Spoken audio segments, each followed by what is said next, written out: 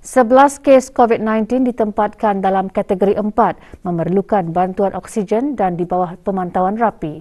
Manakala 8 kes kini berada dalam kategori 5 dan dirawat di unit rawatan intensif dan memerlukan bantuan mesin pernafasan. Sementara itu, 1 kes COVID-19 telah meninggal dunia.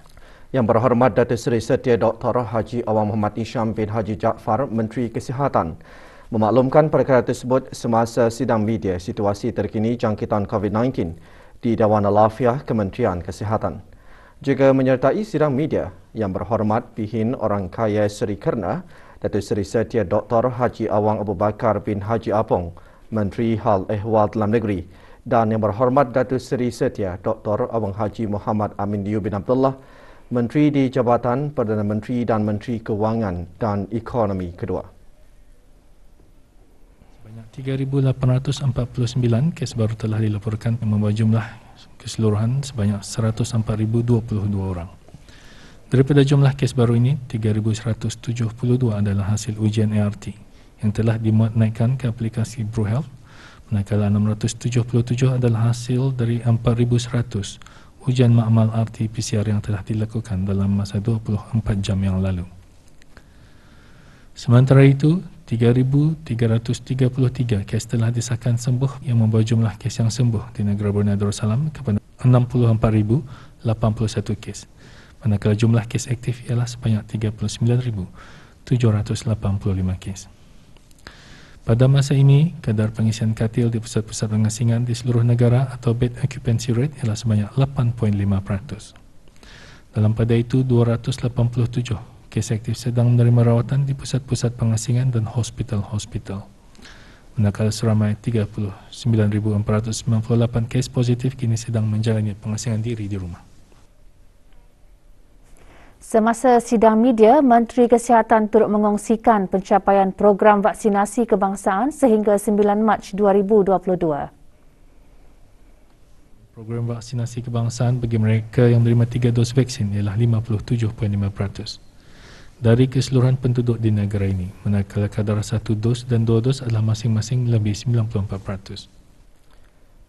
Dalam sidang media yang sama, Menteri Kesihatan juga menjelaskan individu yang telah mendaftar ke dalam BruHealth sebagai positif COVID-19 akan dibekalkan care package atau pakej kesihatan dari pusat-pusat kesihatan dan dihantar ke rumah pesakit.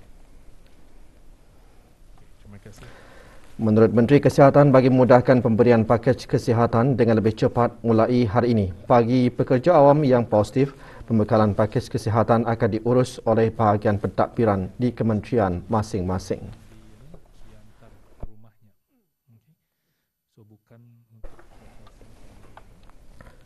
Sementara itu, Menteri Hal Ehwal Dalam Negeri menjelaskan berikutan pendaran kes jangkitan COVID-19 di dalam penjara. Beberapa langkah telah diambil atas nasihat Kementerian Kesihatan, termasuk menjalani ujian ART ke atas para tahanan dan kekitangan penjara, menangguhkan sesi melawat dan penggunaan PPE bagi setiap warder yang bertugas.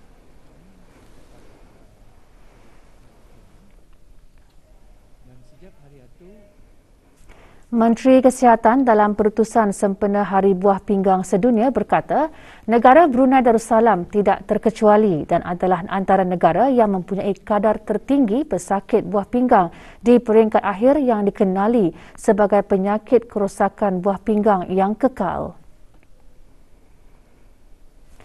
Yang berhormat Datuk Seri Setia Dr. Haji Awang Muhammad Hisham bin Haji Jaafar menerangkan punca utama penyakit buah pinggang adalah penyakit kencing manis dan tekanan darah tinggi.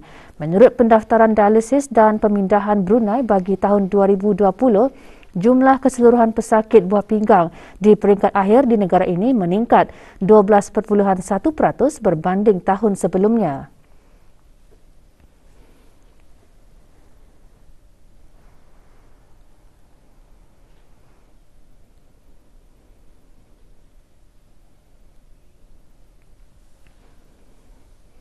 Tegas Yang Berhormat, setiap individu perlu memahami bahawa apabila buah pinggang gagal berfungsi dengan baik, pesakit hanya mempunyai 2 pilihan sahaja, iaitu sama ada menjalani rawatan dialisis atau pemindahan buah pinggang. Jika tidak dirawat, ianya boleh membawa kepada kematian.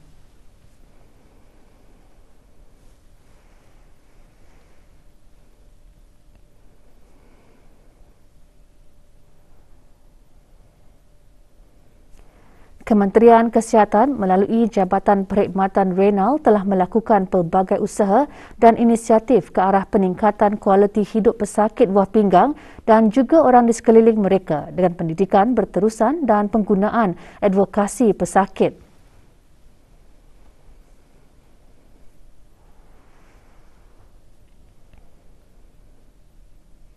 Menurut Yang Berhormat, penduduk di negara ini sangat beruntung kerana perkhidmatan kesihatan boleh diakses oleh semua rakyat dan penduduknya. Kementerian Kesihatan akan terus berusaha dalam memberikan kecemerlangan dalam penyediaan penjagaan kesihatan yang mudah diakses oleh semua, bukan sahaja dalam aspek penyakit buah pinggang, tetapi dalam semua aspek penyakit tidak berjangkit.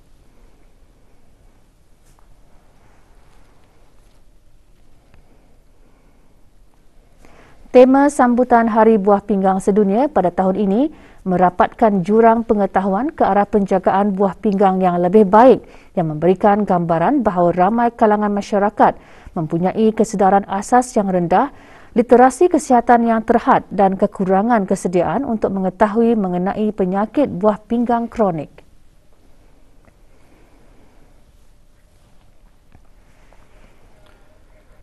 Jabatan Perdana Menteri dan jabatan-jabatan di bawahnya petang tadi mengadakan majlis sambutan Isra' Mi'raj bagi tahun 1443 Hijrah bersamaan 2022 Masihi. Hadir yang berhormat Datuk Seri Setia Haji Awang Abdul Mukti bin Haji Muhammad Daud, Menteri di Jabatan Perdana Menteri. Majlis disemarakkan dengan ceramah khas bertajuk Sembahyangku Kerana Allah, yang antara lain menyentuh mengenai mustahaknya mengetahui tujuan di sebalik pensyariatan ibadah sembahyang. Acara dikendalikan bersama oleh bahagian wawasan, kewangan dan kabinet Jabatan Perdana Menteri dengan Jabatan Keselamatan Dalam Negeri.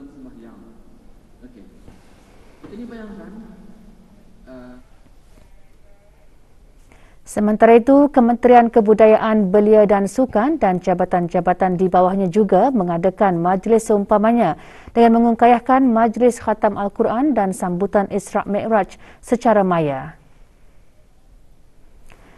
Menyertai majlis yang berhormat, Major Jeneral Bersara Datuk Paduka Seri Awang Haji Aminuddin Ehsan bin Orang Kaya Saiful Muluk Datuk Seri Paduka Jabidin, Menteri Kebudayaan, Belia dan Sukan. Atur cara majlis termasuk tazkirah bertajuk Sembahyangku Kerana Allah dan doa memohon perlindungan dari wabak COVID-19. Ia antara lain bertujuan untuk menyemarakkan lagi sambutan Isra' Mi'raj dengan pengisian-pengisian yang bermanfaat, terutama dengan pembacaan Al-Quran. Juga mengadakan majlis sambutan Isra' Mi'raj, Kementerian Kewangan dan Ekonomi serta jabatan-jabatan di dalamnya. Menyertai majlis yang diadakan secara maya, Datuk Seri Paduka Awang Haji Ahmadin bin Haji Abdul Rahman, Timbalan Menteri Kewangan dan Ekonomi Fiskal, juga menyertai Datuk Seri Paduka Dr. Haji Abdul Manaf bin Haji Matusin, Timbalan Menteri Kewangan dan Ekonomi. Majlis diserikan dengan ceramah khas bertajuk Memperingati Isra' dan Mi'raj pada zaman ini iaitu COVID-19. Majlis diselenggarakan oleh bahagian pendaftaran syarikat-syarikat dan nama-nama perniagaan dan unit perundangan. Beberapa pencapaian penting telah diraih oleh syarikat Brunei Gas Carriers BGC. Ini termasuk kenaikan pangkat beberapa pegawai kapal BGC, penandatanganan kontrak beasiswa baharu BGC, pelancaran pusat latihan Bridge Simulator baharu BSTC dan pameran inisiatif pendigitalan BGC. Bagi meraihkan pencapaian tersebut, BGC mengadakan majlis pencapaian saluran bakat maritim atau Maritime Talent Pipeline Achievements pagi tadi. Hadir yang berhormat Datuk Seri Setia Dr. Awang Haji Muhammad Amin Niu bin Abdullah, Menteri di Jabatan Perdana Menteri dan Menteri Kewangan dan Ekonomi kedua, dan yang berhormat Datuk Seri Setia Awang Abdul Muttalib bin Orang Kaya Seri Setia Datuk Paduka Haji Muhammad Yusof, Menteri Pengangkutan dan Infokomunikasi, selaku pengerusi Lembaga Pihak Berkuasa Maritim dan Pelabuhan Brunei Darussalam. Pencapaian penting tersebut merupakan bukti komitmen BGC dalam mengukuhkan bukan sahaja tenaga kerja syarikat berkenaan, tetapi juga secara tidak langsung memupuk bakat tempatan dalam industri maritim Brunei.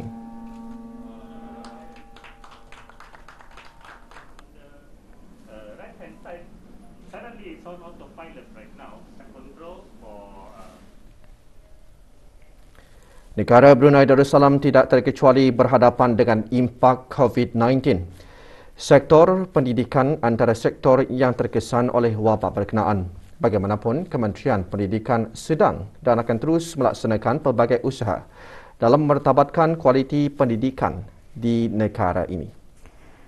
Menteri Pendidikan berkata Politeknik Brunei sebagai salah sebuah politeknik di negara ini mempunyai peranan yang signifikan dalam menyediakan sumber manusia yang berkualiti bagi menyokong pembangunan serta kemajuan sosioekonomi negara. Dalam hubungan ini, Politeknik Brunei perlu untuk mensasarkan inisiatif-inisiatif di bawah Plan Pembangunan Politeknik Brunei 2021 hingga 2025 sejajar dengan Plan Strategik Kementerian Pendidikan 2018-2022, Brunei Darussalam Digital Economy Master Plan 2025 dan Economic Blueprint negara ini dengan asas utama untuk mencapai matlamat Kawasan Brunei 2035. Yang berhormat Datuk Seri Setia Awang Haji Hamzah bin Haji Sulaiman berucap demikian pada Majlis Convocation Politeknik Brunei ke-7. 629 orang graduan pengambil ke-9 menerima sijil diploma tahap 5, antaranya dalam jurusan pengajian perdagangan, akauntan dan kewangan, sistem maklumat dan kejururawatan.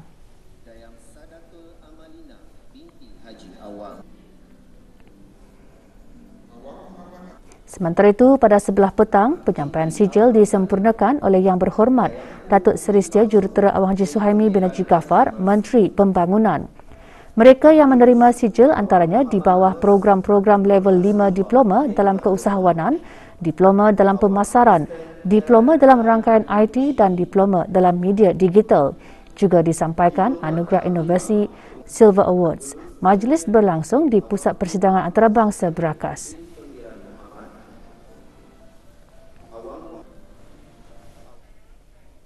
Demi meraih kejayaan, para graduan Politeknik Brunei mengharungi pelbagai cabaran termasuk pembelajaran dengan norma baharu. Bagaimanapun, di sebalik cabaran tersebut, para graduan berupaya mengharunginya dan cuba menerapkan pengalaman tersebut ke dalam kehidupan mereka. Mengatasi ialah untuk mengadakan merancang kerja iaitu timeline secara teratur, bersefahaman dengan rakan sekumpulan dan selalu mengadakan group discussion secara virtual. Untuk mengatasi cabaran ini, mungkin satunya bermula daripada niat dulu tu, niat dan pemikiran yang positif. Okey, kalau saya sendiri, menurut saya semua cabaran yang datang atau saya ambil positifnya dan buang negatifnya. Pemahaman satu topik modul yang diajarkan oleh tenaga pengajar atau merupakan pengajaran adalah salah satu cabaran yang paling sukar untuk orang overcome.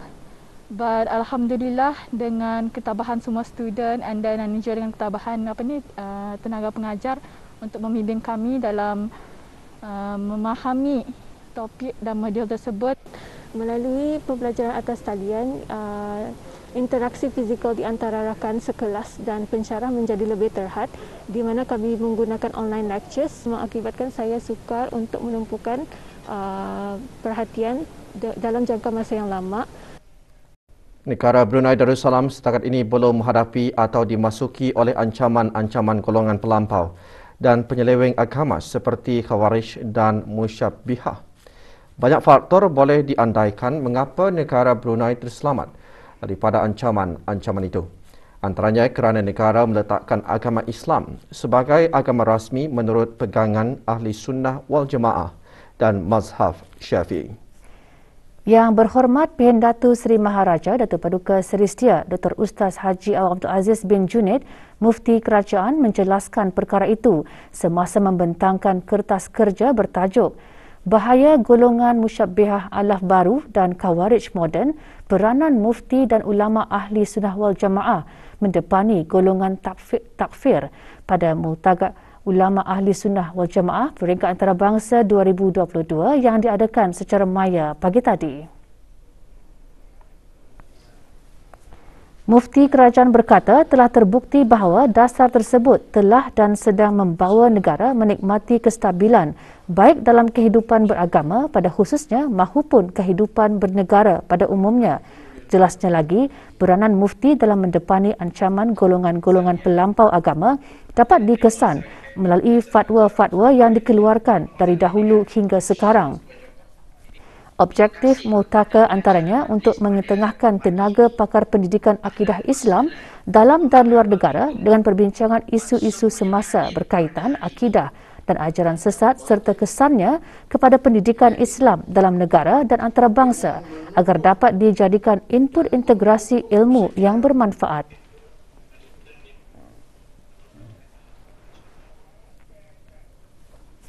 Jabatan Perdana Menteri dan Kementerian Hal Luar Negeri buat julung kalinya menjadi hos bersama program pembangunan Pertubuhan Bangsa-Bangsa Bersatu UNDP bagi bengkel mengenai peranan program tersebut dalam menyokong pelaksanaan matlamat pembangunan yang berdaya tahan SDGs kemarin. Bengkel yang diadakan secara maya itu juga antara lain bertujuan untuk menerokai peluang kerjasama yang bermanfaat bagi negara Brunei Darussalam, khususnya dalam pelaksanaan SDGs. Menyertai bengkel Pengiran Hajah Siti Nirmala binti Pengiran Haji Muhammad Setia Usuletap Wawasan Kewangan dan Kabinet Jabatan Perdana Menteri selaku pengerusi Jawatankuasa Khas Penyelaras Kebangsaan SDGs Negara Brunei Darussalam dan Pengiran Nur Hashimah binti Pengiran Muhammad Hassan Setia Usuletap Kementerian Hal Ehwal Luar Negeri. Beberapa taklimat mengenai pengalaman dalam mendukung pelaksanaan SDGs telah disampaikan oleh wakil-wakil UNDP dan rakan-rakan bersekutu dari Malaysia, Indonesia dan Filipina. Bengkel juga mendengarkan taklimat mengenai pencapaian dalam pelaksanaan SDGs bagi negara Brunei Darussalam setakat ini.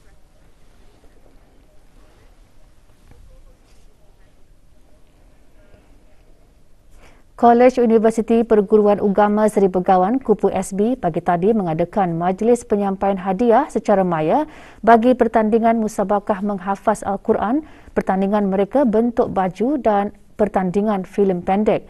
Pertandingan diadakan sempena sambutan ulang tahun Hari Kebangsaan ke-38 dan sambutan Isra' Mi'raj. Menyertai Dr. Awang Haji Adenan bin Haji Besar, Rais Kupu SB, Johan pertandingan musabakah menghafaz Al-Quran ialah Awang Muhammad Sharif Wafyuddin bin Jemain, mahasiswa tahun 1 dari program Sarjana Muda Perguruan Ugama. Manakala Johan pertandingan mereka bentuk baju, Awang Ahmad Naufal Azizi bin Muhammad Norisham, mahasiswa tahun 4 program Sarjana Muda Perguruan Ugama dan pertandingan filem pendek dengan tema Berbakti kepada Negara dimenangi oleh Awang Muslim bin Mahadi, mahasiswa tahun 3 program Diploma Tertinggi Perguruan Ugama. Beberapa aktiviti dan majlis ilmu dikelolakan oleh Fakulti dan Pusat Kupu SB bagi menyemarakkan lagi sambutan ulang tahun Hari Kebangsaan ke-38 dan sambutan Isra' Mi'raj.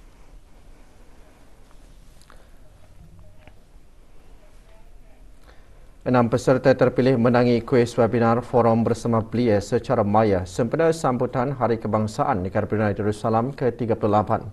Anjuran Pusat Sejarah Brunei dengan kerjasama Persatuan Sejarah Brunei Persebar dan Majlis Belia Brunei. Petang tadi berlangsung majlis penyampaian hadiah dan sijil penghargaan kepada para pemenang di Pusat Sejarah Brunei. Yang berhormat Dayang Karunisa binti Awang Haji Ashari, Ahli Majlis Mesyuarat Negara selaku Yang di-Pertua Majlis Belia Brunei, antara pemenang kuis yang menerima hadiah dan sijil yang disampaikan oleh Awang Muhammad Faisal bin Haji Mat Saleh, pemangku Timbalan Pengetua Pusat Sejarah.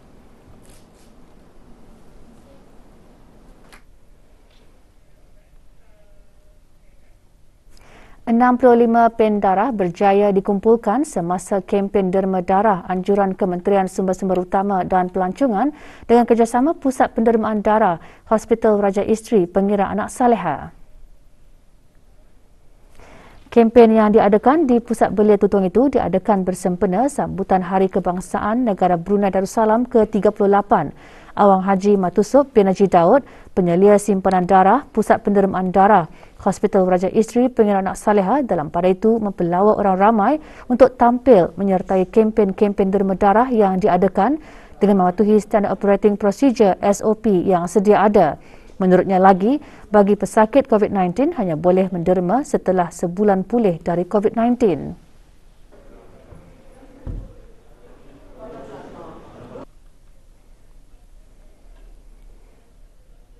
Sebabkan fasa gelombang COVID-19 yang ketiga pada masa ini dan banyak orang kes positif pun semakin meningkat, jadi it affect our simpanan darah lah, di mana masa ini simpanan darah kami di tahap yang critically very low lah. Pada orang ramai atau mana-mana penganjur-penganjur yang ingin mengadakan kempen demam darah, ketika ini boleh bis kita mengadakan kempen demam darah dan bis kita pun boleh datang demam darah. Tetapi masa ini kami akan mengetatkan SOP yang sedia ada. Pihak berkuasa Industri Teknologi Info Komunikasi Negara Brunei Darussalam AITI telah menerima beberapa aduan daripada sebilangan pengguna telefon bimbit yang menerima panggilan penipuan dari nombor tidak dikenali yang menyamar sebagai wakil dari agensi kerajaan atau syarikat perniagaan. Para skamer membuat panggilan penipuan kepada mangsanya dengan menggunakan nombor telefon palsu dengan tujuan untuk mengutip maklumat pribadi dan kewangan orang awam. Sehubungan itu, pihak AITI menasihatkan orang ramai untuk sentiasa berwaspada apabila menerima panggilan dari nombor yang tidak dikenali, sama ada dari nombor tempatan atau dari luar negara, terutama apabila tidak menjangkakan untuk menerima sebarang panggilan. Tidak sesekali memberikan maklumat pribadi atau maklumat perbankan melalui telefon seperti nombor pengenalan, nombor akaun bank dan sebagainya. Lebih berhati-hati semasa mengikuti arahan dalam panggilan yang mencurigakan. Mendapatkan maklumat pemanggil, menamatkan panggilan dengan serta-merta dan menghubungi talian rasmi agensi kerajaan atau syarikat perniagaan yang berkenaan untuk mengesahkan panggilan tersebut.